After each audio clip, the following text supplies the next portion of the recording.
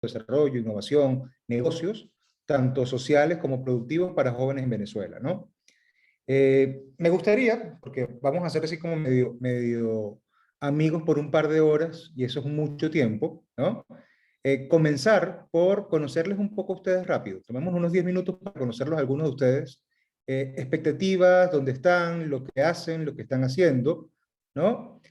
Porque hablar de emprendimiento y hablar de innovación puede ser muy apasionante o puede ser muy aburrido, porque pueden haber muchas cosas repetidas. Entonces me gustaría realmente enfocar, si 4 o 5 personas nos pueden dar así como un insight de lo que están buscando en un espacio como este, sería cool. Así que tenemos a Ricardo y Jaime, que son las únicas caras que veo visibles, ¿no? Cuéntenme. A Leonardo aparece otra cara más. Buenísimo. Leo, habla tú a ver que tienes pinta así como que eres más serio que todos.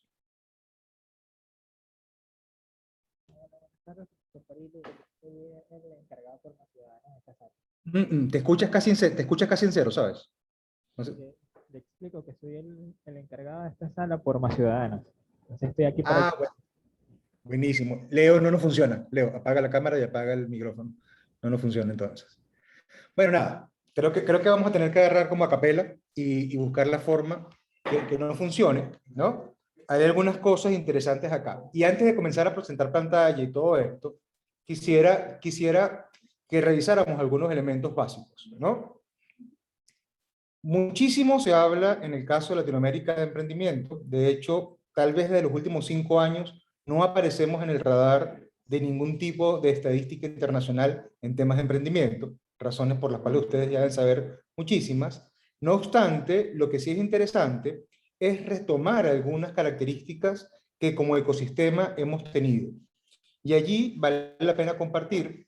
Yo, si el equipo de Más Ciudadanos lo permite después, les puedo colocar un drive con muchísimos videos, conferencias, presentaciones, libros, informes interesantes que pueden estar en boga allí, ¿no? Pero cuando me planteo qué puede estar buscando una persona joven en este momento a la hora de ir buscando conceptos o elementos que tienen que ver con emprendimiento e innovación, y hago empatía posiblemente con alguno de ustedes, lo que digo es, bueno, ya va, necesito herramientas que sean útiles y que puedan ser prácticas, porque asumo que muchos de ustedes están o en posiciones de estudio o en posiciones de emprendimiento, de liderazgo político o social, o incluso profesionalmente laborando, empleado o buscando la forma de freelance, trabajar de alguna manera en particular. Y sobre este elemento, vale la pena como que diferenciar 3 cosas. Dentro del ecosistema de emprendimiento o los ecosistemas de emprendimiento, hay 5 ejes claves que tienen que ver mucho con la determinación del tipo de ecosistemas donde estamos. Uno de esos ejes tiene que ver con la cultura de emprendimiento. Y ahí para que lo vayamos viendo un poco de qué vamos a ir metiéndonos en el camino. ¿Alguien sabe o asume lo que es un ecosistema de emprendimiento? Es que me siento como dando una conferencia en vacío. Entonces, si alguien escribiese o hablase, diría, bueno, no estoy así como en mute, Eh, ¿no? Profesor, disculpe, yo tengo la mano levantada porque no puedo Ah, perdón, encender, Carlos. No te vi, Carlos, que estoy cegato. Adelante, Carlos, cuéntame. encender la cámara, pero buenas tardes. Muchas gracias por estar con nosotros hoy. Yo imagino un ecosistema de emprendimiento como un contexto que es propicio para el emprendimiento, ¿no? Una serie de características que hacen propicio el emprendimiento, como la libertad económica, el acceso a la justicia, las garantías jurídicas para la propiedad privada y ese tipo de cosas que hacen o que incentivan el nacimiento de emprendimientos al interior de un país, ¿no? Parte de eso. Un ecosistema, de forma general, no es otra cosa sino un medio ambiente que está compuesto por diferentes capas, diferentes esferas, diferentes elementos, diferentes actores y que van teniendo como elementos comunes, en este caso, por ser un ecosistema de emprendimiento, impulsar los emprendimientos sean un foco de desarrollo dentro de las regiones, dentro del Estado, dentro del país, ¿no? ¿Qué pasa con los ecosistemas de emprendimiento? Como les decía, hay como 5 elementos que se conjugan. Lo primero tiene que ver con cultura de emprendimiento.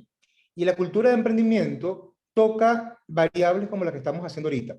Es fomentar mucho concepto, mucha oportunidad de encuentro, mucha información, promoción de muchos eventos. ¿Para qué? Para que el emprendimiento comience como a entenderse, más que ponerse de moda, entenderse y encontrarse la gente en torno a esos conceptos que deben ser aclarados. Lo segundo que aparece además de cultura de emprendimiento tiene que ver sobre la capacidad de articulación, cómo los actores se reconocen entre sí mismos para poder articularse en torno a que ocurran cosas favorables para los emprendedores. Y aquí vamos a encontrar diferentes tipos de actores. Entonces, por ejemplo, encontramos actores gubernamentales, que son todos aquellos que van a tener que tener incidencia en la política pública de forma directa. ¿Por qué? Porque hay normas, regulaciones que en cierta medida impulsan esto del emprendimiento. Lo segundo tiene que ver con actores académicos, o sea, quiénes forman, quiénes investigan, quiénes desarrollan, quiénes capacitan y profesionalizan a los emprendedores.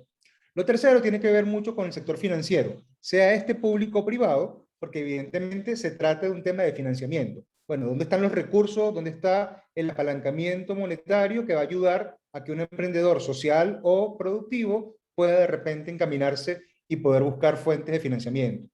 Lo cuarto tiene que ver con la gobernanza, o sea, cómo el ecosistema emprendedor logra, más allá de su articulación, tener una forma de gobierno que sea espontánea, que sea dinámica y que esa forma permita que todos los actores estén en cierta forma equilibrados.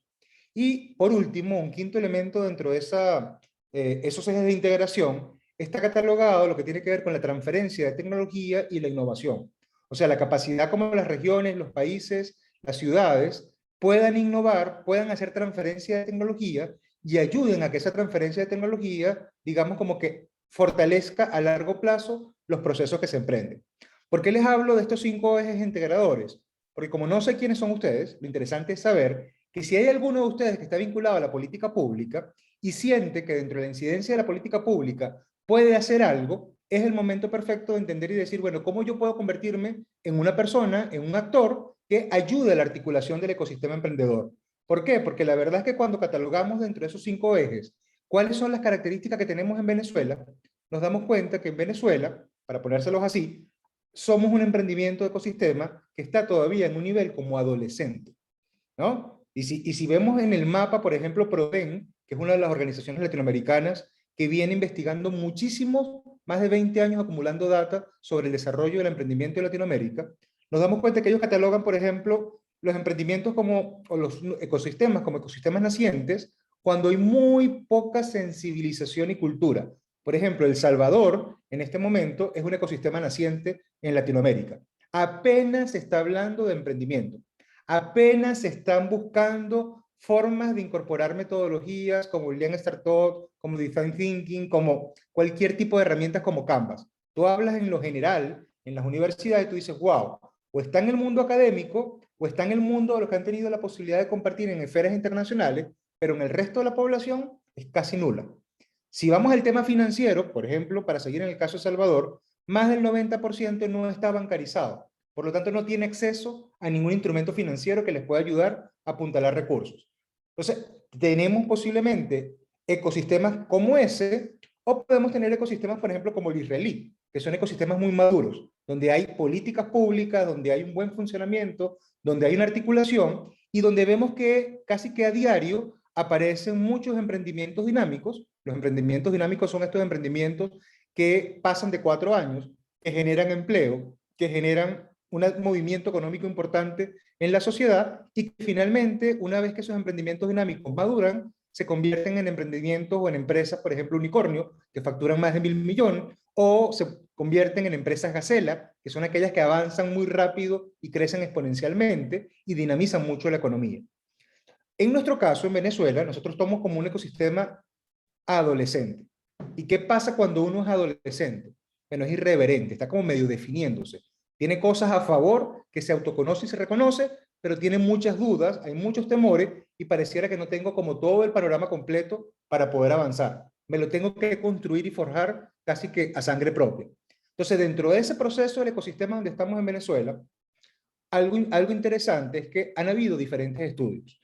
Por ejemplo, si ustedes googlean y se meten con el Centro de Innovación del IESA, o el Centro de Emprendimiento del IESA, se van a dar cuenta que amigos como Edwin, como Aramis, los últimos 2 años han estado actualizando algunos perfiles del ecosistema venezolano de emprendimiento y nos dicen cosas como que los emprendimientos son muy nacientes, que todavía dependemos en emprendimientos muy de carácter, digamos, efímero, o sea, con muy poca sostenibilidad, porque hay mucho emprendimiento por necesidad. Y cuando hablamos de emprendimiento por necesidad, hablamos que la gente está buscando muchas veces casi que autoemplearse. O sea, surge el emprendimiento a partir de mi necesidad personal y no tanto en la necesidad que tiene el mercado. Pero también encontramos otros datos interesantes en esos tipos de estudios que tienen que ver con las competencias que tienen los emprendedores. Entonces hay muchísimo sobre la caracterización de competencias que un emprendedor puede tener para poder ser exitoso o medianamente exitoso. Eso si agarramos un poco la estadística del IESA. Pero si agarramos, por ejemplo, lo que ha venido investigando la Universidad Católica Andrés Bello a través de su centro de innovación y ahora con su aceleradora, se han enfocado mucho más en poder ver, bueno, cómo es el tipo de emprendimiento, cuáles son las necesidades que los emprendedores han tenido.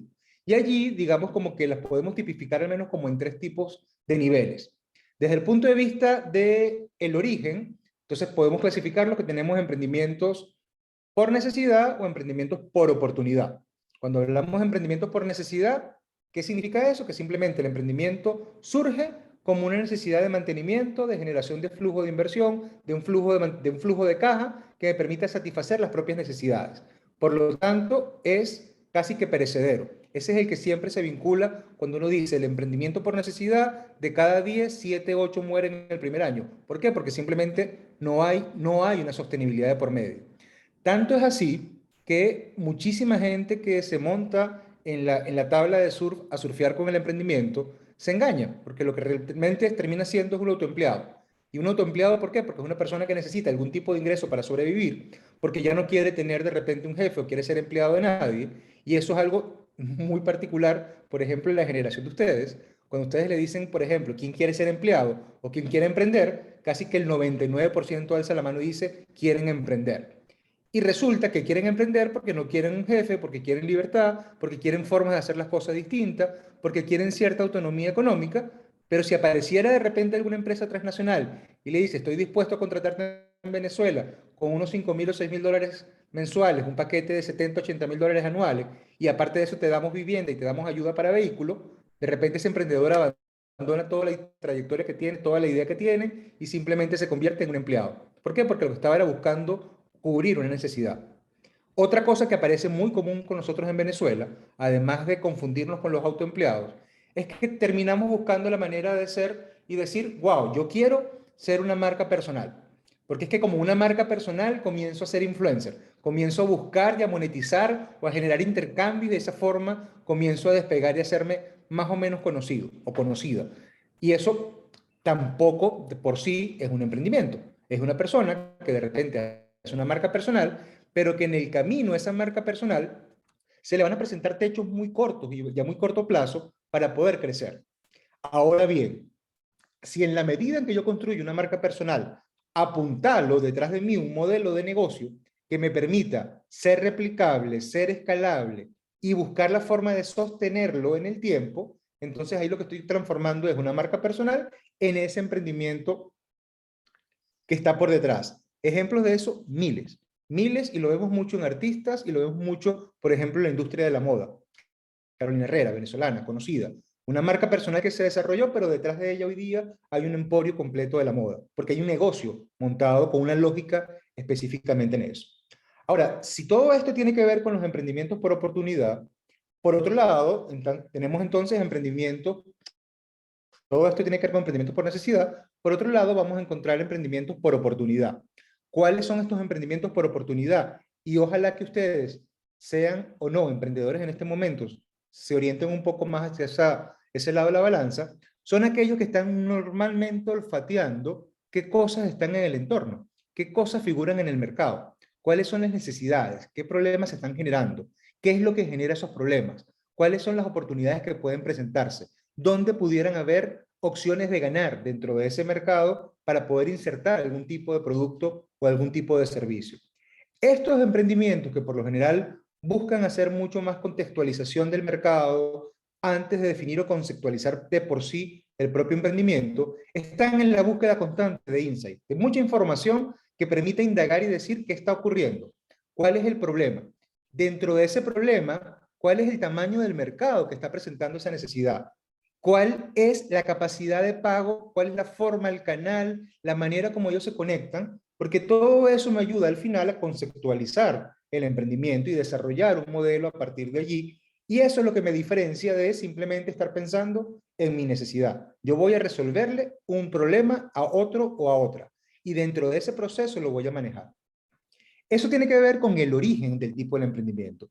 Pero si vamos a otro tipo de escala, vamos a encontrar entonces emprendimientos de acuerdo a su función. Y en acuerdo a su función, vamos a encontrar entonces emprendimientos que son de carácter productivo, económico, con lucro. ¿Qué significa eso? Son todos aquellos que van a comercializar productos y servicios y que ese modelo está buscando una rentabilidad por encima de cualquier elemento de esto. ¿Qué vemos allí? Bueno, vemos por ejemplo un Churromanía que comenzó como un emprendimiento, luego se transformó en una franquicia, pero Churromanía, cuando estaba en etapa de emprendimiento, siempre estuvo muy claro de decir, bueno, yo estoy buscando la rentabilidad porque detrás de esto quiero un negocio que pueda empacar, un negocio que pueda buscar, transferir y a partir de ahí tener una rentabilidad creciente que me abarque mayor tamaño en el mercado. Ahora, ¿qué sería lo contrario a eso? Bueno, emprendedores que de repente están buscando la manera de trabajar o enfocarse en emprendimientos sociales, que son en su mayoría sin fines de lucro. ¿Qué pasa con este tipo de emprendimiento que es social y es sin fin de lucro? Bueno, lo que está buscando es tener un nivel de criticidad a través del cual, con productos o con servicios, ayuden a minimizar las brechas sociales que pueden haber en diferentes sectores. Y que lo hacen desde una plataforma institucional que también busca rasgos de sostenibilidad y que a partir de allí está buscando la forma permanente de resolver cosas que están en la sociedad. Los motiva la capacidad de resolver y no tanto el lucro que puedan tener. Lo que no quiere decir que estos emprendimientos sociales per se no tengan un nivel de sostenibilidad. O sea, ellos tienen que buscar generar recursos propios, capacidades propios para poder continuar en el tiempo. Muy a diferencia, y ojo porque acá muchos de ustedes tienen un elemento entre la vena que es como medio social y de impacto social amplio, y cuando están buscando la manera de trabajar aproximaciones a lo social, lo primero que les pasa por la cabeza es decir, yo quiero una asociación civil, yo quiero una fundación, yo quiero formar parte de una ONG. Buenísimo que puedas formar parte de una ONG, pero también la decisión de formalizar lo que puede ser una iniciativa, un proyecto social, debería pasar por un colador, así como por un sedazo, y decir, bueno, ¿cuáles son las posibilidades de sostenibilidad que yo puedo tener? Porque no es lo mismo, por ejemplo, en mi generación, posiblemente 20 años distinta a la de ustedes, 25 años distinta a la de ustedes, donde el mundo de las organizaciones no gubernamentales creció mucho con el apoyo de la cooperación técnica internacional, creció mucho desde los subsidios, creció mucho con una regulación impositiva que nos exoneraba de impuestos y eso nos daba cierta cabida para poder interactuar. Esa no es la realidad hoy día. La realidad hoy día es que si una organización social no tiene la capacidad de sostenerse, simplemente lo que hace es postergar por un tiempo ese problema social y cuando ya no tiene capacidad de acción desaparece, entra en crisis y a partir de allí muchas veces incluso se ve llevada hasta trabajar cosas que van contra su propia ética como organización. O por el contrario, prepararse muy bien para ver cómo yo puedo entonces como organización social desarrollarlo. Ya les voy a leer en el chat porque sé que hay algunas personas que están escribiendo para poder entender. Y aquí hay una que dice, ¿cuál es la diferencia de ese emprendimiento social con una ONG? ¿Es lo mismo? Sí, no es que sea lo mismo, sino que una ONG o una fundación pueden ser la plataforma de un emprendimiento social. El emprendimiento social muchas veces ni siquiera tiene en su primera fase una institución de por medio. A veces surge como una iniciativa. O sea, a mí me encanta el tema de los derechos humanos. Y yo comienzo dentro de mi colegio y dentro de mi universidad a generar un pequeño movimiento. Esa iniciativa está clara que va a resolver un problema dentro del contexto donde estoy. Articula y busca actores, desarrolla iniciativas y acciones. Y estoy allí como un emprendedor social, y ahí vamos a entrar un poquito más adelante para poder diferenciar un poco el emprendedor y el emprendimiento, pero estoy allí como en la génesis de ese proceso. Ahora, ¿qué pasa si yo simplemente lo dejo en una iniciativa? Es como si fuera un proyecto. Y un proyecto normalmente persigue un objetivo y tiene una fecha de entrada, una fecha de cierre y se cumple ese objetivo. Cuando ese nivel de acción yo lo quiero ver y decir, bueno, estas iniciativas que he podido validar me generan ciertos resultados, las sumas de esos resultados me hacen decir que hay un impacto que está por delante y yo siento que esto puede ser realmente sostenible y una demanda sostenida en el tiempo, entonces digo, bueno, ¿cómo genero el piso institucional para poder desarrollar esto de una forma permanente. Y ahí es cuando me puedo debatir y decir, ok, ¿cómo lo actúo? ¿Cómo lo hago? Bueno, desde una organización. ¿Qué tipo de organización? Y aquí es súper interesante que puedan de repente indagar un poco más sobre el tipo de organización que pueden tener. Porque básicamente en nuestro caso tenemos como dos opciones en Venezuela. Me puedo ir por una organización o una asociación civil, que es una organización no gubernamental, evidentemente, pero la asociación civil tiene una tipología particular. ¿Qué significa con la asociación civil? Normalmente en las asociaciones civiles, la autoridad máxima lo hace la asamblea de asociados. Por lo tanto, esa asamblea de asociados permite o no que se responda ante ellos sobre cualquier plan y cualquier elemento que exista dentro de la institución. ¿Qué otro elemento me asocia o me ayuda a trabajar desde la asociación civil? Bueno, que para formar parte de la asociación civil, yo puedo ir generando acercamiento de nuevos actores y los hago parte de ellos.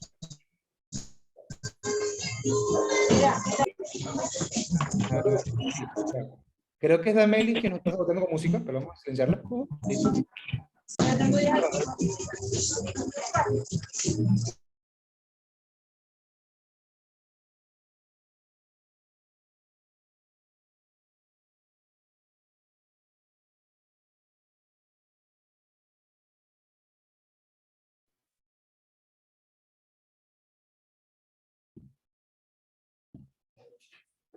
Eso tiene que ver con las asociaciones civiles. Cuidado cuando estamos trabajando a nivel de fundación, porque en el caso de la fundación es también una organización de carácter no gubernamental, pero las fundaciones son patrimoniales.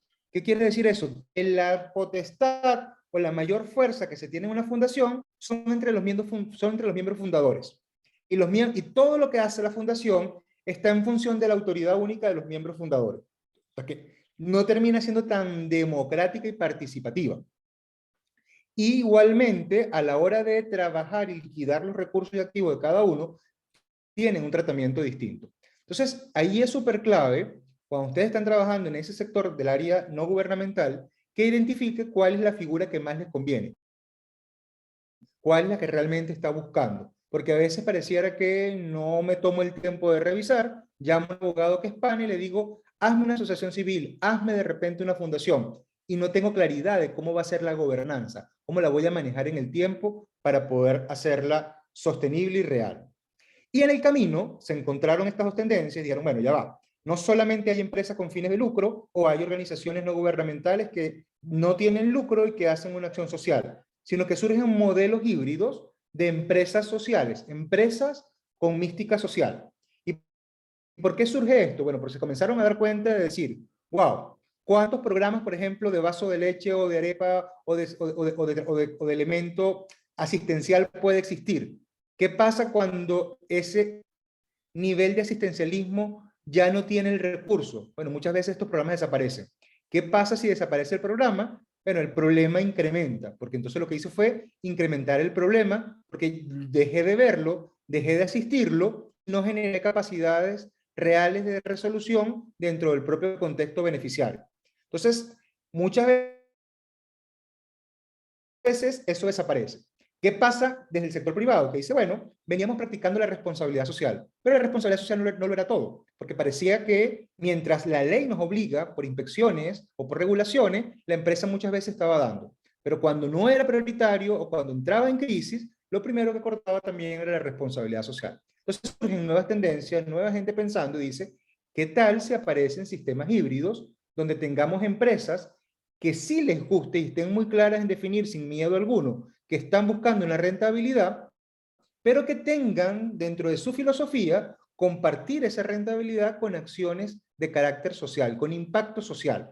Y ese impacto social va desde trabajar con mis propios trabajadores, desde trabajar con mi contexto y con la comunidad, desde trabajar con mis trabajadores, incluso trabajar con mis proveedores, para que haya esa armonía.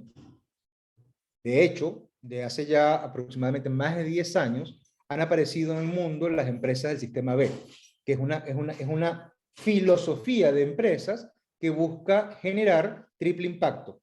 Buscar generar desde una empresa o una organización un impacto positivo en lo social, en lo económico y en lo ambiental. Entonces, esa es como una segunda capa a la hora de diferenciar los emprendimientos. En la primera, estamos hablando de emprendimientos por necesidad, emprendimientos por oportunidad. En la segunda, emprendimientos de carácter productivo, de lucro, e emprendimientos de carácter social, sin lucro. Entonces, esa es como una segunda capa.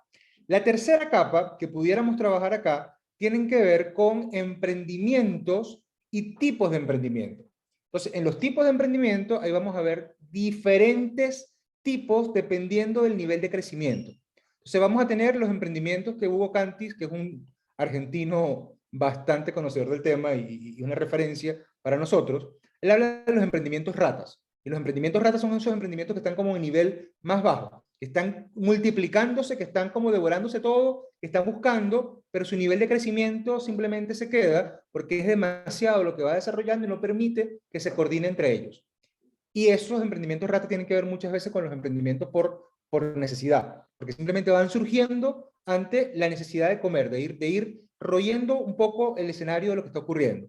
¿Esos emprendimientos son necesarios? Sí son necesarios, porque pareciera que la gente desestima y dice, bueno, pero es que eso no vale la pena, eso no tiene sentido para el país. Sí, es necesario. ¿Por qué es necesario? Porque ese tipo de emprendimiento logra, aunque sea de forma temporal, satisfacer una necesidad y dinamizar un poco la economía para que los elementos de crisis tengan como su válvula de escape. Ahora, también ocurre que muchos de esos emprendimientos que son iniciales van profesionalizándose desde el punto de vista del emprendedor, van compartiendo con otros emprendimientos, van desarrollando capacidades para poder organizarse, articularse y crecer, y pasan a ser entonces emprendedores mamíferos. Y esos emprendedores mamíferos que llama Cantis son emprendimientos que entonces ya pasan del primero o segundo año, que por lo general dejan de ser emprendimientos solamente manejados por el entorno familiar y que comienza a contratar personas, comienza a generar pequeños empleos. Y dentro de esos pequeños empleos se hace necesaria la formalización del emprendedor. En el caso de Venezuela, nosotros hemos tenido desde el año 2010 que surge en Venezuela la figura del ecosistema nacional de emprendimiento un poco más organizado, hemos vivido como diferentes momentos. Hemos hecho muchísimas cosas en cultura de emprendimiento y eso hizo que se puso como de moda. Entonces tuvimos muchísimos emprendimientos iniciales. Algunos de esos iniciales se comenzaron a profesionalizar desde la capacidad y competencia que tienen los emprendedores y comenzaron a darle cuerpo y sentido. Pero luego tenemos otro tipo de emprendimiento, que son los que llamamos emprendimientos dinámicos. Y como les decía en algún momento, casi media hora atrás, estos emprendimientos dinámicos son aquellos que pasan más de 4 años, que ya generan empleo, que comienzan y están formalizados, que comienzan a pagar impuestos y realmente tienen una capacidad de autofinanciarse o de acceder a financiamiento público-privado para poder crecer. Luego vamos a encontrar otro tipo de emprendimiento, que son los emprendimientos, digamos, gacela. Estos emprendimientos gacela son los que crecen exponencialmente. Y mucho de la forma o la necesidad, la capacidad de crecer está vinculado porque desarrollan elementos de tecnología, mucho con el tema de la innovación para que les permita ese crecimiento exponencial. Quiero finalizar con esto porque ahora sí era como una introducción básica para poder poner este tema. Planteárselos así, ¿por qué? Porque necesitamos avanzar con el ecosistema emprendedor venezolano. Hasta ahorita el ecosistema emprendedor venezolano ha estado mucho en el tema de cultura. No tenemos políticas públicas. Las experiencias han sido casi que espontáneas desde las regiones, desde el interior hasta la capital. Ha habido muchísimo realce en el sentido de orgullo, de decir, wow, esto es capacidad de emprendimiento venezolano. Pero hay muchas debilidades dentro de ese ecosistema. Lo primero es que hay mucha desarticulación. Muchos actores trabajamos, pero muchos actores trabajamos con muchísimo ego. Entonces, a la hora de sumarnos, a la hora de articularnos, pareciera como que no estamos tan de acuerdo y nos gusta defender los sellitos, las marquitas, los logotipos, los territorios. Entonces, esa falta de articulación no nos permite integrarnos para ser mucho más fuertes en muchísimas oportunidades. Lo otro que puede estar ocurriendo también allí tiene que ver con que no tenemos políticas públicas, como les decía. 12 años atrás, en Sucre, en el municipio de Sucre, había algunas cosas interesantes en cuanto a legislación a nivel de ordenanzas para emprendedores. En Nueva Esparta, que donde yo vivo, hicimos algunos intentos para desarrollar. Miranda en este momento ha hecho algunos intentos también para poder hacer y desarrollar algunas cosas, pero no ha habido nada sólido, no existe mayor política pública para poder fortalecer al emprendedor. Si vamos al caso financiero, hay muy pocos estímulos financieros para los emprendedores. En primer lugar, porque los emprendedores son de alto riesgo. Entonces, no es que abunda mucho en el país fondos de capitales ángeles o capitales de riesgo. No hay no hay mucha microeconomía que apunte tampoco al emprendedor. De hecho, unas experiencias interesantes fueron las que en su oportunidad hicieron organizaciones como Banesco, el Banco Mercantil, el Banco Venezolano de Crédito, el BOD en el Zulia, pero que todo esto también, en la medida que se fue trabajando con el encaje fiscal, estas acciones desde la banca privada fueron minimizándose. Luego apareció en algún momento, por un tema mucho más político, la banca pública querer financiar emprendedores, pero quedamos todavía en ese nivel como muy básico. Entonces tenemos un ecosistema muy desarticulado. ¿Por qué les planteo esto? Porque yo creo que muchísimos de ustedes pueden ser ofertas magníficas para ayudar a que el ecosistema se pueda articular, para trabajar propuestas de incidencia dentro de ese proceso del ecosistema, para poder generar a partir de allí dinámicas interesantes desde encuentros, desde formación, desde contacto, que va mucho más allá de la feria emprendedor que estamos acostumbrados a ver como niveles de bazar y decir, vamos a legislar, vamos a opinar, vamos a incidir, vamos a preocuparnos en eso que está ocurriendo allí. Me gustaría saber en esta pequeña introducción cómo vamos, qué vamos entendiendo, qué nos puede interesar, porque a partir de ahora sí creo que vamos a hablar un poco más del tema en general. Si alguien puede escribir, si alguien puede hablar, buenísimo. Si no, también. Déjenme ver aquí un poco los contextos. Dice, entendido, buena información, panorama para iniciar, excelente, súper chévere, interesante. Ok, chévere, gracias entonces. Déjenme verlo acá. Sé que 2 horas son medio largas, así que vamos a ir parando. Yo soy súper informal en ese sentido. Cuando ustedes quieran hacer un alto, un break, lo podemos hacer con total claridad. No hay problema por eso. Pero a mí me encanta siempre comenzar por el ABC. O sea, cuando uno es chamo, la mejor etapa de su vida. Cuando uno es chamo, no tiene miedo, es arriesgado. Cuando uno es chamo, es imaginativo, es creativo, hace demasiadas cosas. Cuando uno es chamo, le cae pan a todo el mundo, entonces todo el mundo se suma, se busca. Algunos son más peleoncitos, más peleoncitas que otros. A veces algunos soplan la vela de cumpleaños anticipada y le caen a cachetadas, pero esto es parte también de la dinámica humana. Pero cuando hablamos del ABC es como las cosas básicas que debemos desarrollar. Y en mi caso, que me gusta trabajar con el emprendimiento, siempre el tema de irnos a lo básico puede ser como algo interesante. ¿Por qué? Bueno, porque simplemente es como despejar conceptos que son básicos para el desarrollo de esto. Déjenme, por favor, ver acá porque...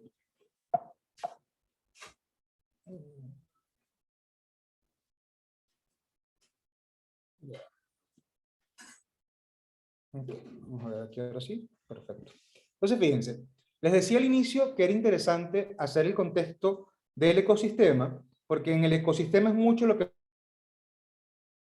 vamos a hablar, mucho lo que vamos a poder desarrollar. En función de eso, creo que la primera diferenciación interesante aquí, cuando vamos a ver todo esto, es que sepamos separar muy bien la persona del hecho. Y en el caso de la persona, es la persona que es emprendedora. Y cuidado con esto, porque si usted le decía a mi papá y a mi mamá o a mis abuelos, ¿qué tiene que ser Mauricio? Decían, no, ojalá que sea médico, ojalá que sea abogado, ojalá que sea economista, ojalá que sea politólogo. De hecho, soy politólogo. Pero habían como profesiones vinculadas a eso. Si hoy usted escucha de repente a sus papás o a sus hermanos o a ustedes que son papás y pueden tener chamos muy pequeños, pareciera que lo que yo quisiera aspirar es a que mi hija o mi hijo sean emprendedores, porque los emprendedores son cool, porque los emprendedores tienen libertad, porque los emprendedores pueden hacer plata con facilidad. Entonces, allí pareciera que hay una metidita de pata un poco pequeña. ¿Por qué? Porque todas las personas podemos tener características y dentro de esas características pueden haber características que tiene una persona emprendedora. Y esas características que puede tener una persona emprendedora pueden ser diversas. Porque ¿qué pasa? Cuando una persona tiene espíritu emprendedor, hay muchísimas competencias que están presentes. Las personas emprendedoras por lo general son personas resilientes, son personas que tienen la capacidad de superarse, de no dejarse caer, de buscar la forma de desarrollar fortalezas o a partir de sus fortalezas redimensionarse de cara a eso. Pero además de eso, una persona que tiene una dinámica de emprendimiento dentro de sí es una persona altamente creativa. O sea, constantemente se fuma lumpias, está buscando soluciones, está viendo contexto, está teniendo una visión muy amplia y también son muy visionarios. Y esa capacidad de visión y esa capacidad de creatividad les permite construir soluciones o identificar soluciones con muchísima facilidad. Pero además de eso, una persona que tiene espíritu emprendedor termina siendo muy innovadora. Y ahí tiene que ver mucho con el título que le colocaron a esta sala, innovación y emprendimiento. Y la innovación tiene mucho que ver con la forma como agregamos valor. Si le preguntamos seguramente a ustedes mucho el tema de lo que entienden por innovación, estoy segurísimo que se lo han preguntado miles de personas cuando han hecho algún tipo de formación, mucha gente va a asociar innovación a mejora, mucha gente va a asociar innovación a prácticas, mucha gente va a asociar innovación a tecnología, y todo eso tiene un poquito que ver. Pero la innovación no es otra cosa, sino la capacidad de oportunidad de agregarle valor a algo. Si yo agarro y digo, mira, en Washington están entregando, no sé, bolitas sintéticas de agua, y ya yo las veo por TikTok, o las veo por las redes, y yo digo, bueno, eso no es innovador, ya yo lo vi. Pero si yo lo llevo de repente para Antímano o lo llevo para La Grita, en Táchira, de repente en su vida han visto una esfera de agua de este tipo. Entonces, allí el factor de innovación agrega valor. ¿Agrega valor qué? Agrega valor a la dinámica cultural de ese entorno. Entonces, muchas veces la gente dice, no hay factor de innovación si no es netamente puro. En mi parte, creo que eso es totalmente errado. Hay factor de innovación en la medida en que tú puedas agregar valor, obtener procesos de mejora que hacen que esa solución sea útil para que alguien resuelva un problema. De lo contrario, no lo hay. Si ponemos acá gente creativa, yo les diría, me hubiese encantado de verdad que pudiéramos tener acceso a la cámara, y fue una de las cosas que pregunté al inicio, para poder hacer más dinámicas y menos conversación. Y yo les dije a ustedes, agarren lo que tengan más cerca de ustedes en este momento. Papel, lápiz, marcador, ropa, lo que ustedes tengan más cerca en este momento, y traten de cambiarle el sentido a lo que tienen. Vamos a ver si lo podemos hacer en este momento. No sé si alguien puede encender la cámara o alguien puede escribir, y tomemos los 5 minutos para eso. Lo que tienen a su alrededor, en menos de 1 metro en circunferencia de la distancia. ¿Qué pueden tener? Escriban, hablen. ¿Qué tienen? Lápices, chucherías, libros, una botella de vino, un ron, una camisa. ¿Qué tienen? Tengo un portaminas. ¿Qué más? Ajá, la gente quiere con muchos portaminas. ¿Qué más? ¿Qué más hay? Tengo una libreta, tengo una taza. Ajá, ¿quién tiene una taza? Vamos a buscar la innovación a esa taza. Centrémonos quién puso la taza. Vamos a buscar un factor de innovación para esa taza. Descríbenos un poco la taza, y si puedes hablar, chévere, y si no, escribe. ¿Qué tendría esa taza? ¿Cómo es esa taza en este momento? ¿Cómo es esa taza en este momento? Me va a hacer quedar mal. Es amarilla y es grande. Ok, tenemos la taza de un color y de un tamaño. Si quisiéramos que esa taza fuese un poco más innovadora, que es de cerámica y tiene un diseño lindo. Lindo es subjetivo. Entonces, si quisiéramos cambiar esa taza, ¿qué pudiésemos hacer para cambiar la taza? Para hacerla distinta. Fíjense, alguien dice allí que conserve la temperatura. Okay, entonces, si tenemos tecnología aplicada a la taza, en el diseño pudiera de repente decir que la taza es térmica y conserva la temperatura. Buenísimo. Eso es un factor de innovación que se genera gracias a ¿qué? Gracias a el tipo de uso que se le va a dar. ¿De qué otra forma podemos innovar con esa taza? ¿Haciendo qué? Podemos cambiarle los materiales, podemos cambiarle la apariencia, podemos hacerla que sea irrompible. Eso es un factor donde le agregamos. ¿Qué agregamos? Elementos en el material, elementos en el diseño. O sea, quiere decir que cuando agregamos algo a un elemento, podemos hacer que ese elemento se transforme en otro con otras características. Y eso también es de la innovación. ¿De qué otra forma podemos hacer que esa taza sea más innovadora aún? Que la taza tenga una alarma, buenísimo. Le generamos y le agregamos tecnología, le anexamos cosas. Fíjense, hay una técnica, que por cierto no está en esta presentación, pero se la voy a dar en cualquier momento, se llama Scamper, y Scamper tiene que ver porque es un acrónimo y cada letra funciona algo. Y el Scamper es una técnica para poder generar innovación rápida. ¿Por qué? Porque el Scamper, una de las cosas que dice, la S, lo primero que dice es sustituir. Cada vez que sustituimos un componente de algo, podemos hacer que ese algo cambie de forma absoluta. Por ejemplo, muchos de ustedes tenían portaminas. Si le cambiamos la tapa al portamina y sustituimos la tapa por un apuntador láser, seguramente ese portamina tiene ahora mayores ventajas y mayores oportunidades, porque me permite escribir pero también lo puedo usar como apuntador láser. ¿Qué quiere decir? Que la sustitución de algo me permite generar un efecto de innovación. Entonces, eso tiene que ver con la S de Scamper, sustituir. Lo segundo tiene que ver con la C, y la C es generar cambios. Yo puedo generar cambios, yo puedo cambiar cosas. Entonces, imagínense, por ejemplo, ¿qué le vamos a cambiar? Este es un portamina que no utiliza minas. Este es un portamina que utiliza una resina líquida que cuando va a escribir se convierte en algo sólido. Entonces, puedo cambiar algún elemento.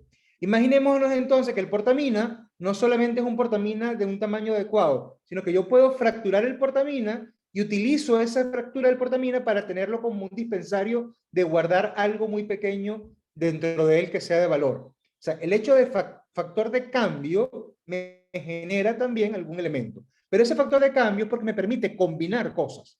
Si yo agarro, por ejemplo, la taza de la amiga que nos decía que es amarilla, que es bonita, que le gustaba, y yo esa taza la combino con un portataza, donde ese portataza logra tener conexiones con enchufes para puerto USB, donde me logra cargar la batería. Y además de eso me permite identificar el contenido, el volumen de contenido que tiene la taza para que no se me vaya a vaciar en ningún momento.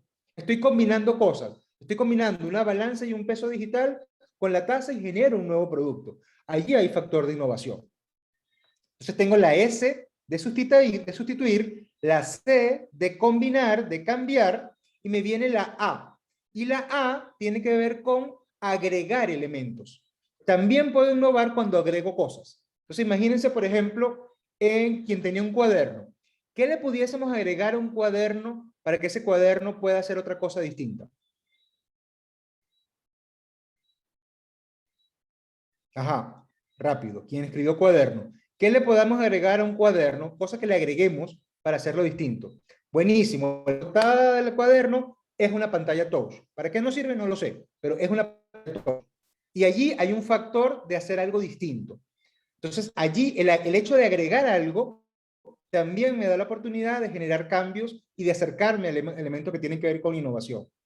Luego tengo la M, y la M tiene que ver con modificar. Cuando yo puedo modificar algo. Entonces pensemos, volviendo al caso del portamina, que el portamina va a ser para una persona ciega. Entonces vamos a crearle dentro de la textura un tema de elemento con el sistema braille para que esa persona pueda tener identificado cuándo la mina se va a acabar.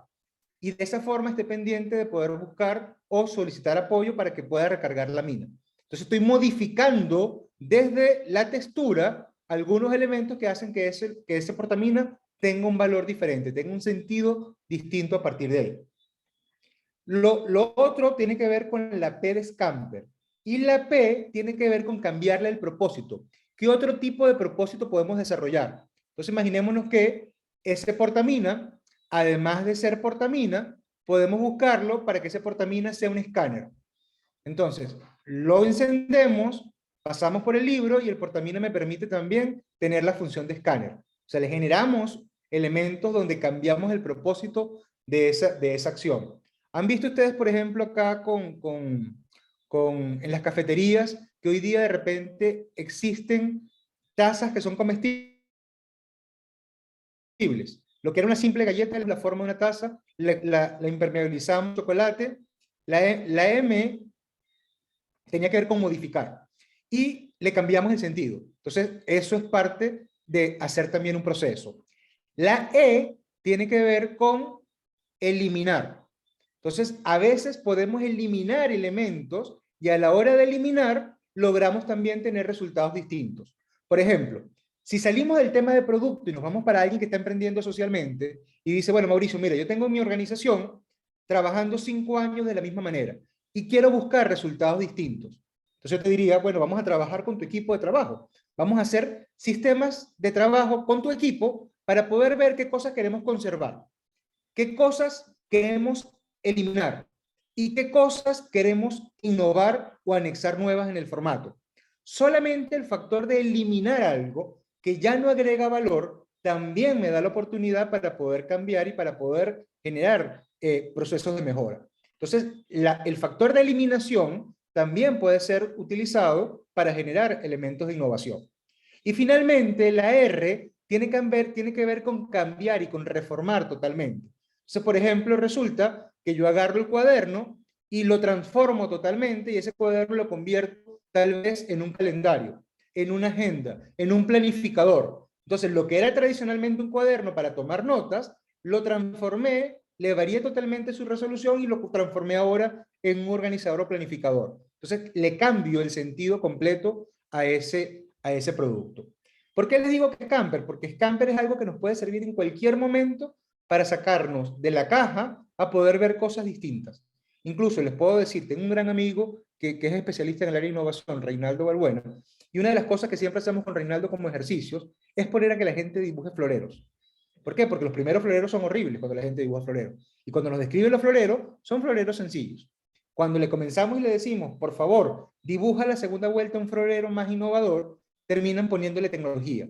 Floreros térmicos, floreros con puerto USB, floreros que se autorregulan para el tema líquido y poder conservar la flor, floreros que de repente tienen usabilidad distinta, que piensan en las personas ciegas, entonces lo hacen resistente, lo hacen con textura, les cambian los formatos y los materiales para poder ver. Entonces, normalmente la gente hace eso. Y cuando los llevamos al nivel más fuerte, les decimos que ahora diseñen ese florero para una persona que es totalmente ciega. Entonces, cuando le rompemos así como la mamá de decir, el esquema de decir, hazlo ahora pensando con empatía en las necesidades de una persona, la cosa comienza como a acentuarse de una forma distinta, porque ya no solamente tienes un factor que te parece novedoso, sino que tiene que ser altamente útil. Entonces, ese sentido de utilidad te hace pensar en quien lo necesita y en buscar insight, en indagar cuáles pueden ser las mejores formas, los mejores métodos, los mejores materiales, el mejor precio, el mejor servicio que le podemos dar, porque esa otra persona que es ciega necesita hacer uso de este nuevo producto. Y eso pasa mucho con los emprendedores sociales. Los emprendedores sociales siempre están en la búsqueda de insight. Por ejemplo, un emprendedor que además de ser emprendedor social, es político, tiene un liderazgo político, normalmente está metido en la pomada de lo social. Está buscando y enterándose de mucho conflicto, de mucha circunstancia a la cual buscarle solución. Entonces, en la medida en que logre mejorar patrones, en la medida en que logre resolver conflictos, en la medida en que logre generar nuevas soluciones y darle oportunidad de mejora, va a darle un sentido de utilidad. Porque mal sería que un político simplemente desarrolle opciones o iniciativas pensando en su necesidad o en su ideal y no en el beneficiario que va a tener de esas políticas o de esa iniciativa. Por lo general, busca el empaparse de esa iniciativa para poder desarrollar. Entonces, eso que muchas veces llamamos innovación, que está en una persona que tiene espíritu emprendedor, hay muchísimas técnicas para poder desarrollar. Y en algún momento, tal vez más adelante, lo vamos a ver. Pero entonces les decía que Scamper puede ser una de esas técnicas sencillas. ¿Por qué le hablo de esto de competencias del emprendedor? Porque cuando uno habla de competencias, pasan como tres elementos que se juntan. Una competencia se da en la medida en que hay conocimiento del hecho de lo que estoy haciendo, que además de conocimiento, yo pongo en práctica ese conocimiento para hacer algo, para practicar algo. O sea, por ejemplo, no es lo mismo quien toma un curso de cocina y toma 10 cursos de cocina y en su vida ha cocinado nada, esa persona tiene mucho conocimiento. Pero si ese conocimiento no lo puso en práctica para hacer unos huevos fritos al menos de una forma distinta, allí no se desarrolla la competencia. Nos quedamos solamente en conocimiento.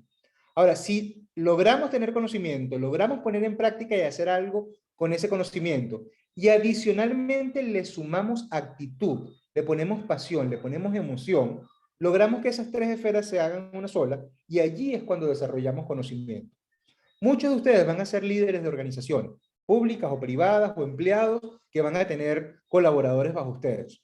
Y pareciera que cuando hay conflictos en zonas, una de las soluciones que hacen muchas veces los líderes es decir, hay que capacitar a la gente. Cuidado cuando a ustedes les toque tomar decisiones en mandar a sus empleados, a sus colaboradores o a las personas de su organización a simplemente ir a capacitaciones para que reciban información y conocimiento, porque eso no va a lograr ni va a incidir en que se transformen conductas, en que se transformen en elementos, porque no hay desarrollo de competencias.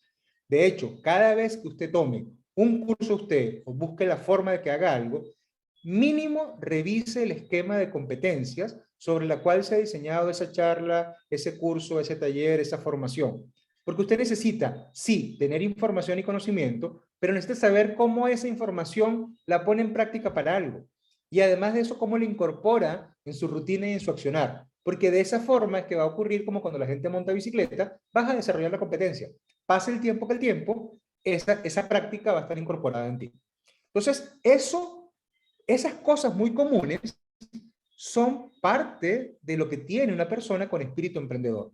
Pero eso no me hace un emprendedor. Eso simplemente me hace ser una persona con capacidad o con espíritu emprendedor.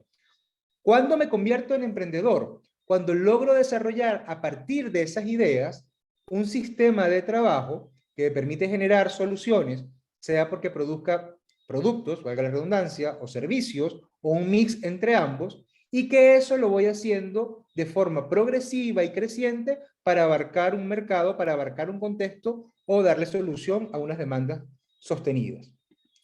Mientras que en el caso del emprendimiento, el emprendimiento es el hecho, es el modelo de trabajo para producir el servicio o el producto que normalmente tiene un sentido de organicidad, que tiene equipos, que tiene recursos y que tiene que procedimentarse para ver cuáles son sus procesos medulares y cuáles son los procedimientos y las acciones que me llevan a determinados productos o servicios. En el caso de los emprendimientos, tenemos muchísimos tipos de emprendimiento también allí. Entonces, vamos a ver los más comunes. Los más comunes, y ustedes ya no son ningunas niñitas ni niñitos, son ya personas que tienen un conocimiento básico importante y avanzado, son cuando conocemos y escuchamos el tema de las pymes, pequeñas y medianas empresas. Las pequeñas y medianas empresas normalmente son de carácter muy tradicional. Y si estamos en Venezuela o en Latinoamérica, el 80% de las empresas son de carácter familiar. Por lo tanto, una pequeña y mediana empresa que busca a través de ciertos objetivos satisfacer mercados con productos o servicios que en cierta medida le den un nivel de rentabilidad para poder crecer. ¿Qué pasa con una empresa tradicional? Una empresa tradicional normalmente dentro de sus procesos medulares inician con la venta, cierran con el proceso de distribución o entrega y todo lo que ocurre ahí dentro de ese sistema es lo que le va a permitir generar la acción para poder tenerle un producto o un servicio que entregarle a su cliente. ¿Qué ocurre con las empresas tradicionales? Sus niveles de crecimiento son mucho más lentos, tienden a ser muchas veces mucho más burocráticas, sus formas de organizarse son mucho más piramidal o tratan de ser horizontales, pero de una forma muy tradicional. Se están centrando mucho en el desarrollo en cascada, o sea, hasta que no tengo toda la estructura, todos los procesos, no logro obtener como la etapa máxima de crecimiento y como ese nivel tradicional tiende a ser muy burocrático, digamos que los niveles de rentabilidad siempre están en juego, que requiero mucha inversión para poder hacer las cosas y que no necesariamente voy a tener éxito a lo largo del tiempo, porque me centro mucho en tener las cosas perfectas para poder alcanzar a ese mercado. Por otro lado, con el boom de la tecnología, comenzamos a ver modelos de negocio, modelos de emprendimiento, que crecen de forma exponencial. Y cuando crecen de forma exponencial es porque muchas veces están de forma transversal incorporando la tecnología a esos modelos de trabajo. Y ahí es cuando aparecen las startups. Pareciera mentira, pero todo el mundo dice, ay, un startup es nuevo. No, un startup tiene que ver porque hay un componente mínimo dentro de su modelo de negocio que se apoya y que utiliza la tecnología. Y que ese apoyo y uso de la tecnología es lo que finalmente le va a permitir crecer de forma exponencial. Las startups pasa algo interesante, que están respondiendo a tres criterios en particular. El nivel de deseabilidad, lo que el emprendedor quiere, los deseos que el emprendedor quiere, aquellas cosas, hipótesis que se plantean. La viabilidad, que tiene que ver sobre asegurarse de que existen los procesos y las formas para lograr que esa idea pueda tener cabida. Y luego la factibilidad, que pasa por desarrollar y decir, además de que la idea está allí y de que es viable desarrollarla, es factible, es rentable, es escalable y yo puedo manejarla. Cuando los emprendedores nacen, lo que llamamos en etapa temprana, hay mucha más deseabilidad que factibilidad y viabilidad. En la medida en que van madurando y van desarrollando y conociendo su modelo, entonces la deseabilidad va bajando y va aumentando la viabilidad y la factibilidad para que ese emprendimiento pueda ser sostenible. Pero luego, como estamos en la onda también que hay emprendimientos de carácter social o de carácter mixto, aparecen los emprendimientos que apuntan hacia la innovación social. O sea, que están buscando generar cambio sistémico, que están buscando generar impacto triple y que además de eso tienen un propósito de transformación y de sentido de legado. Entonces, ese sentido de innovación social, y ahí no lo vamos a ver acá, pero les dejo como dos inquietudes a quien quiera. Yo después le dejo mi correo y mi WhatsApp. A quien quiera me da la información, me dan al menos chance de aquí al domingo que tenga chance de sentarme en la computadora y yo les doy acceso a una carpeta con información. Pero hay dos herramientas que me encantan. Una es la que utiliza Ashoka. Ashoka es la red de emprendedores sociales más grande del mundo. Gracias a Dios me siento orgullosísimo de ser fellow de Ashoka en Venezuela. Y no por chapear, sino porque es lo mucho que he aprendido de estar dentro de esa red y compartir con muchos fellows del resto del mundo. Ashoka tiene un proceso de metodológico que tiene que ver hacia el cambio sistémico. Y el cambio sistémico apunta a cambios de segundo orden. Para ponérselos así, Billy Dalton, que es como el filántropo que creó Ashoka, plantea y dice, lo tradicional es pensar que no le des un pez al pescador, enséñalo a pescar. Ahí todavía estamos en un esquema tradicional.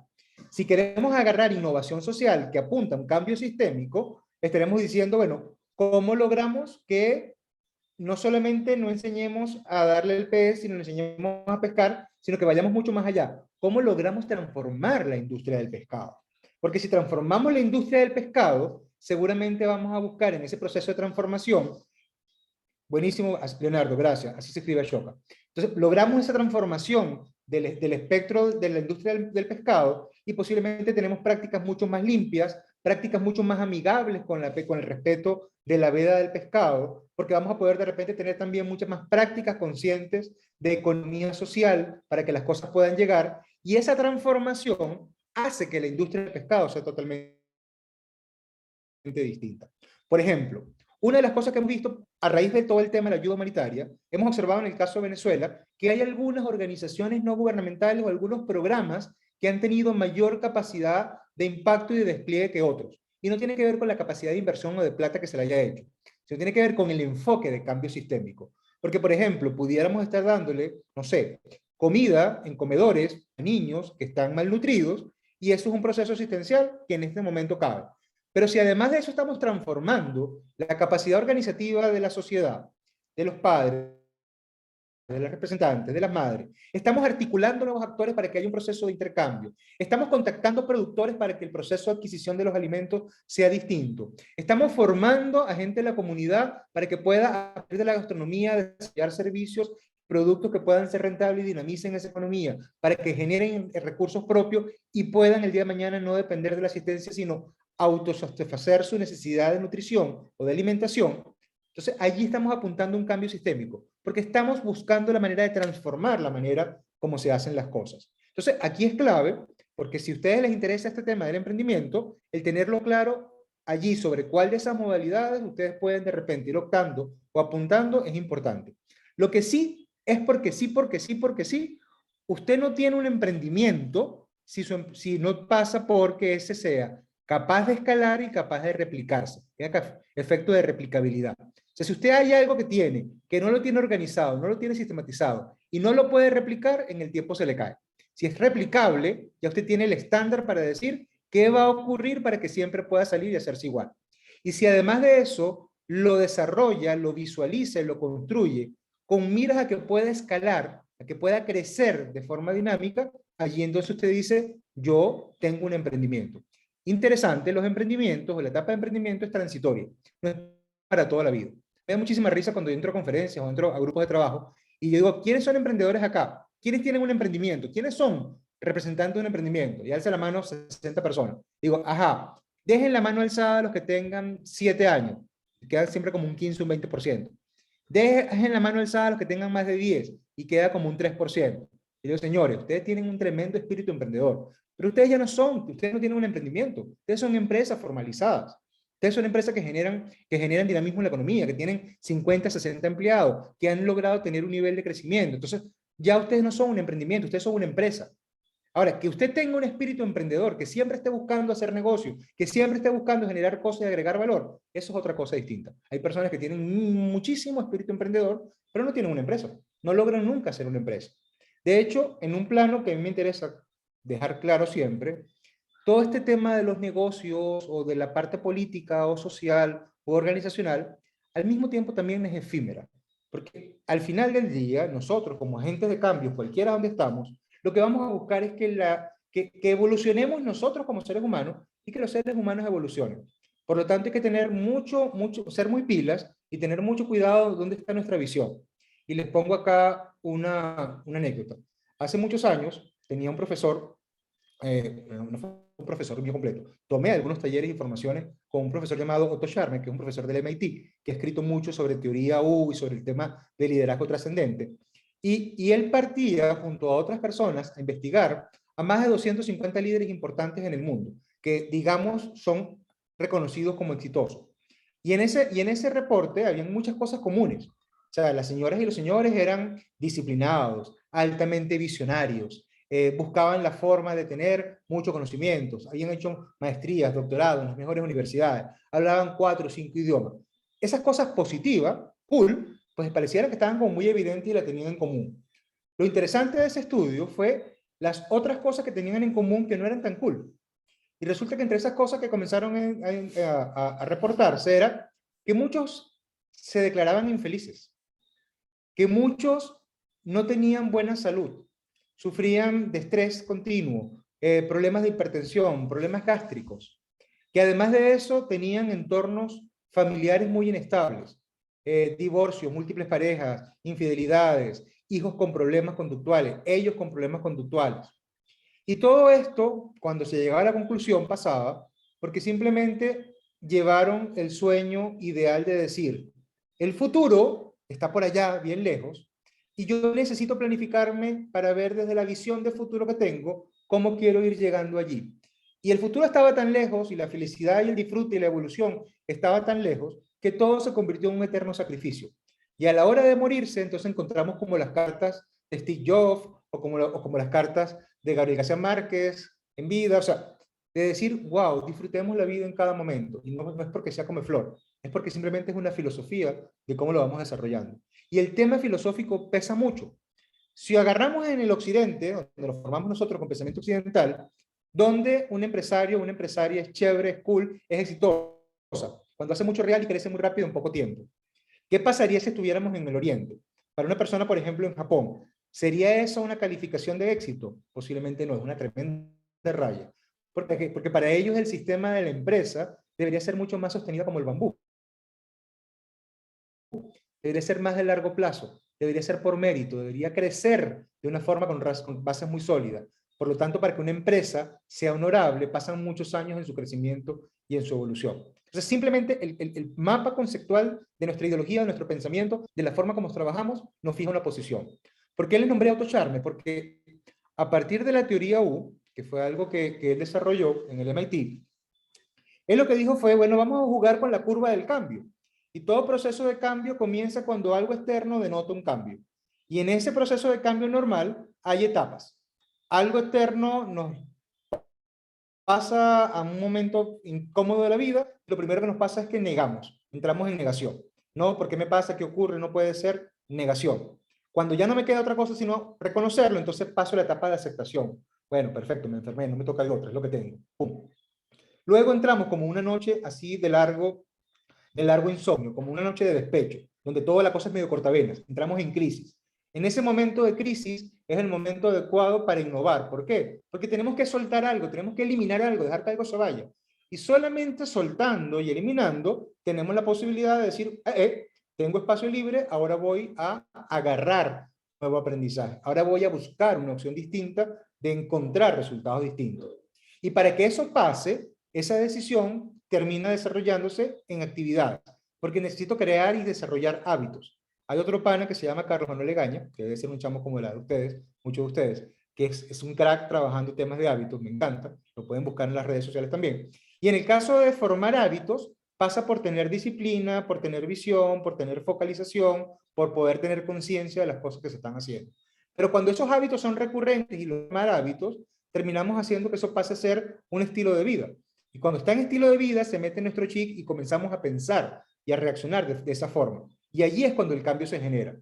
¿Qué hizo este pana Otto Scharmer? Dijo, bueno, ya va. Eso suena muy bonito para explicar el cambio. Pero si queremos lograr líderes del futuro, empresarios del futuro que tengan felicidad ahora, necesitamos cambiar la cosa. Lo típico ha sido, planifica la visión, que es el sueño, y comienza con el cómo, la misión, para ver cómo haces el trayecto a llegar a la visión. Chévere, eso es una tendencia, pero esa tendencia tiene, desde la teoría U, algunos elementos cuestionantes. ¿Por qué? Porque genera mucha incongruencia muchas veces entre los líderes y los actores. Otto Scharmer agarró esa misma U de la teoría y dijo, ¿qué tal si logramos hacer desde la teoría de la U del cambio cosas que nos permitan alinear lo que pensamos, lo que decimos y hacemos con lo que sentimos? Porque mucho de esto estaba en el vacío de las personas que no trascendían porque no se conectaban con su emoción. De hecho, comenzamos a ser, hace ya más de 20 años, muy emocionales todas las personas, ¿no? De hecho, comenzamos a ver demasiada emoción, demasiada formación, tendencia, información. Preparémonos para la escucha, trabajemos la conversación, aparecen muchos coaches, aparecen los psicólogos, aparecen muchísimas cosas diciendo, wow, tenemos que conectarnos de una forma distinta para lograr congruencia y coherencia que nos haga sentir bien con nosotros mismos y bien con el entorno. ¿Qué plantea teoría U? Dice, bueno, miren señores, vámonos al futuro, veamos el futuro, revisemos el futuro, recordemos el futuro y volvamos al presente. Y comencemos desde la hora, viviendo conscientemente, ejecutando conscientemente, para que podamos entonces explorar que ese futuro que ya vimos, que olfateamos, que construimos con perspectiva, comience en el presente a tener sus propias bases de desarrollo. Comienzo a ver y a trabajar en el ahora. Y eso es algo que de verdad para mí ha sido revelador y súper genial. Entonces, ¿qué pasa y qué es? Porque ya llevamos 1 hora, casi 20 minutos con ustedes. Si no se han detenido, no se han parado, lo pueden hacer, ya que no me están viendo, yo no lo estoy viendo, estírense tal, suban el volumen si van a ir al baño, pero por favor no nos abandonen. Y si nos abandonan, pues nos escriben, nos dicen adiós. Entonces, ¿qué puedo hacer con eso? Lo primero que yo le diría a ustedes es, en todo este tema, sea porque quieras emprender o porque te interese emprender en la parte productiva o porque te interese llevar iniciativas sociales, es al menos ser consciente de ti mismo para saber dónde estás parado, dónde estás parado. Pero cuando uno no sabe dónde está parado es una ladilla enorme, uno no sabe para dónde está, entonces termina como incluso victimizándose o poniendo afuera a todos los responsables de las cosas que me pasan. Entonces, ¿cómo? Es una manera sencilla. Yo lo hago tipo escalerita, identificándolo, y digo, sí, esta presentación se va a pasar con muchas cosas que no las van a ver, seguramente por tiempo, y como te digo, Osvaldo, si le piden a Génesis o a los organizadores, o yo les pongo ahorita en el chat el teléfono, el WhatsApp, me escriben y con mucho gusto yo les paso información, libros, al que quiera, porque me encanta compartir ese tipo de elementos, ¿no? Entonces, fíjense, ¿qué pasa con los que yo digo están en el nivel 1? Para mí las personas que están en el nivel 1 son aquellas personas que coquetean con el tema del emprendimiento. Hay un curso, hay una charla, se meten. Hay un foro, se meten. Se busca un librito, se meten. Se les aparece el tío Google y dice emprendimiento y van. Entonces están como coqueteando, pero no tienen ni la más mínima idea de qué hacer. O sea, están como asomados, están allí como, wow, pateando, me gusta, pero no sé nada. ¿Qué pasa si alguien está en ese nivel 1, que es básico, básico, básico, básico? ¿Está mal? No, no está mal. Lo interesante es que para poder avanzar, deberías hacer algunas cosas. ¿Qué cosas puedes hacer? Cosas como esta que estás ahorita. Comienza a formarte. Comienza a compartir con otras personas que también tengan motivación o interés con el emprendimiento. Asiste a eventos, busca información, lee, profesionalízate, busca la manera de establecer. Hazte claro en saber cuáles son tus propias fortalezas. Trata de hacer ejercicio tipo laboratorio social sobre qué cosas están pasando en el ambiente. ¿Qué cosas puedes ver hoy en tu entorno? Y si mañana lees algo, ¿qué cosas comienzas a ver en el entorno que antes no veías? Porque eso ayuda en la práctica a desarrollar visión, a estar atento a lo que ocurre. Y en la medida que somos sensibles de ver que algo está pasando y que necesita una solución, allí van a comenzar a surgir para nosotros muchísimas ideas. Luego nos vamos a encontrar en otro tipo de emprendedor que, digamos, el que les escribí anteriormente, para mí es el que está en cero, el que no tiene ni siquiera el primer nivel. El que no tiene idea, simplemente está coqueteando. Luego nos vamos a conseguir con un emprendedor que está en el primer peldaño. Para mí, ¿cuál es ese emprendedor? Es ese que ya comienza a tener ideas, que dice, epa, ya va. Yo en la universidad estoy viendo esto, se me hace fácil, tengo fortalezas, yo vivo, no sé, yo vivo acá en Petare, veo esta desigualdad, yo quiero trabajar en esto y comienzo a tener ideas de solución. ¿Qué pasa? ¿Tengo un modelo creado? No, no tengo. Tengo ideas. Incluso tengo tantas ideas que no sé cuál es la mejor.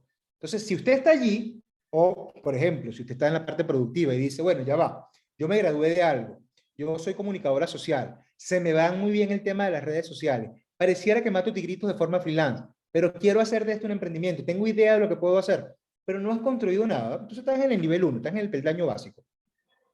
¿Qué pasa en ese peldaño básico? Pues siga formándose. El tema de educación es clave. Siga formándose, siga buscando la manera de trabajar con herramientas. Pero trata no porque tratar no logras hacer las cosas. Busca la forma de disciplinar que escribas. Pon en blanco y negro las ideas. Comienza a generar criterios sobre esas ideas para que puedas tener y tomar decisiones. La gente me dice, ah, pero ¿y cómo hago para tomar decisiones? Pues nada, no tienes que ser ni mago, ni pitonizo, ni pagarte una consulta con medio mundo para eso.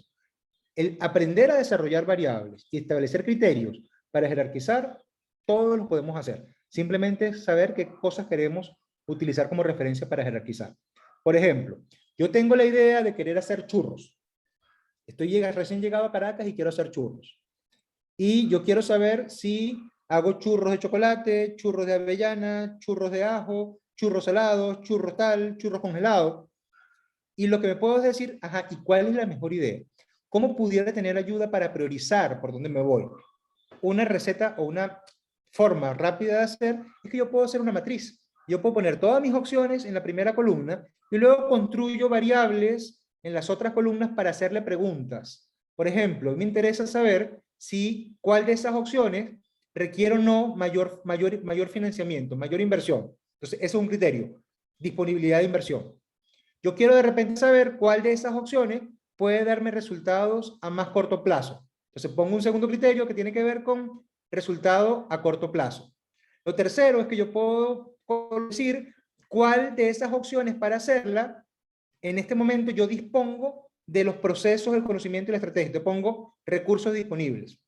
Y pudiera colocar, por ejemplo, decir cuál va a ser a corto tiempo, a mediano tiempo, cuál va a ser más rápida. Y puedo colocar corto plazo. Y luego lo que comienzo a hacer en esa matriz y cuadro es preguntarme. Si la pregunta de la respuesta es sí, le pongo 1. Si es no, le pongo 0. Y así voy chequeando. Ajá, hacer churros de chocolate requiere mucha plata. Sí, pum. Hacer churros de chocolate, ¿lo puedo hacer en este momento? No, 0. Hacer churros de chocolate es a corto plazo. No, 0. Hacer churros de chocolate puede ser, sí, 1. Y así voy trabajando en la matriz cada una de las cosas con cada una de las variables. ¿Qué hago al final? Totalizar el número de puntos. Y comienzo a darme cuenta cuáles son los que tienen mayor probabilidad. Porque eso que tiene mayor puntaje, ¿qué me están diciendo? Que si yo tomo decisión, voy a tomar una decisión basada en que voy a poder hacer cosas donde tengo la capacidad para hacerlo, voy a tener resultados en el corto plazo, donde además de eso requiero poco financiamiento y cada uno de los criterios que yo me quiera desarrollar pueden ser muchos. Y eso lo puedo hacer con los churros, lo puedo hacer también con la universidad, lo puedo hacer también con el factor social, incluso lo puedo hacer si me quiero lanzar a político para medirme en unas elecciones. Están las condiciones, yo creo mis variables y comienzo a hacerme preguntas, porque es la forma más sencilla de trabajar. Entonces, a esos que tienen la idea, pero no han buscado la manera de poder concentrarla, echen lápiz, echen computadora y comiencen a escribir, porque solo poniéndolo en blanco y negro es que van a poder focalizarse y ver qué hay. Lo peor que ocurre cuando una persona comienza a ser muy creativa y tener muchas ideas es que no agarre foco, porque entonces el no tener foco hace que existan demasiados desgastes. Entonces no todos los desgastes y no todas las flechas que vas a tirar apuntan a un objetivo común. Entonces a la hora de poder verlo en papel, tú dices, oh, estas 7 no me ayudan en el corto plazo. Estas 7 no tienen ni siquiera relación. Esta es la mejor de todas. Y allí esa idea comienza a ser como una semilla que voy a plantar para que germine y se convierta en ese efecto de trascendencia. ¿Qué pasa? Luego voy a ver otro tipo de emprendedora o de emprendedor, social o productivo. ¿Cuál es ese otro tipo de emprendedor? El que ya no solamente tuvo la idea, sino que además ya lo está poniendo en práctica. Por ejemplo, a mí me encanta mucho el tema de la gente cuando emprende en gastronomía, porque es, por ejemplo, esa persona que yo siempre me imagino que hace tortas y que ya ha hecho algunas tortas y que el vecino le compra la torta y le dice, qué buena tu torta. Y que la mamá le dice, mira, tengo algo en el colegio, hazme una torta. Cuando íbamos al colegio los padres. O cuando le dice, mira, sabes que toca dar un regalito, hazme una tortita para alguien. Entonces, esa persona ya tiene un prototipo, ya tiene un prototipo, un producto mínimo viable, ya logró hacer algo y sabe que despierta el interés o que alguien le está solucionando algo. Entonces, esa persona que está allí en ese nivel, que tiene una idea más o menos desarrollada, que la está poniendo en práctica, en ese momento del prototipo, lo que tiene que buscar la forma es, sígase formando, pero además de eso, saque cuáles son las variables que usted necesita medir de ese prototipo.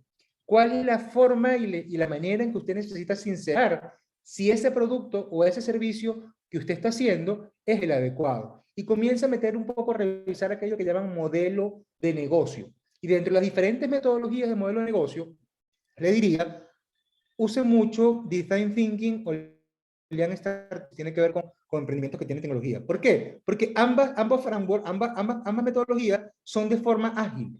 Me dice que no importa si el muchacho sale feo, pero sale, a no tener que buscar un muchacho perfecto para que salga. Entonces, a veces, cuando estamos a nivel de prototipo, vale la pena que nos vayamos a lo básico.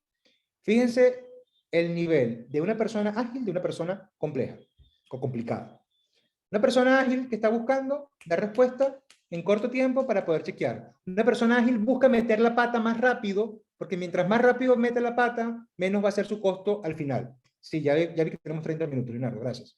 Entonces, luego, ¿qué ocurre con eso? Una persona que no sea tan ágil va a buscar perfeccionismo, y el perfeccionismo agota con la posibilidad de que ese emprendimiento pueda desarrollarse. Entonces, si estás en ese nivel, pilas con eso.